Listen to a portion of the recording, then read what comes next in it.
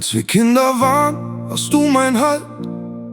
Warst du bei mir, wurde alles hell. Selbst dein altes Hemd war ein Fest für mich. Was du mir gabst, war kein Geld, es war dein Herz, Bruder. Gab es Streit im Viertel, kamst du gerannt. Noch ehe ich rief, standest du schon dazwischen. Und wenn heute alles über mir zusammenbricht, sagt das Kind in mir: hab keine Angst, dein Bruder steht hinter dir. Hab keine Angst, wie ein Berg an deiner Seite.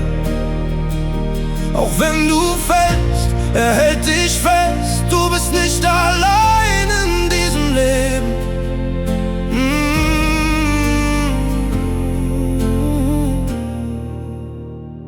Hab keine Angst, dein Bruder steht hinter dir.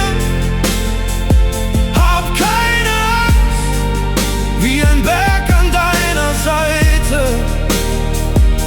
Auch wenn du fällst, er hält dich fest. Du bist nicht allein in diesem Leben.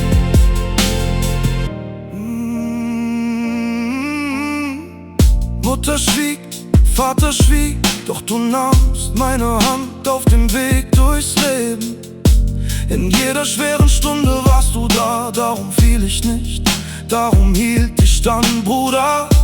Du warst mein erster Mut, mein helles Licht, der stärkste Teil in meinem Kinderherz. Wann immer ich müde bin und nicht weiter weiß, sagt das Kind in mir: hab keine Angst, dein Bruder steht hinter dir.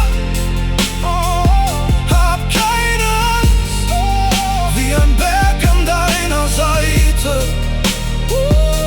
Auch wenn du fällst, er hält dich fest. Du bist nicht allein in diesem Leben. Du bist der unbesiegte Held meiner Kindheit, die nie vergeht.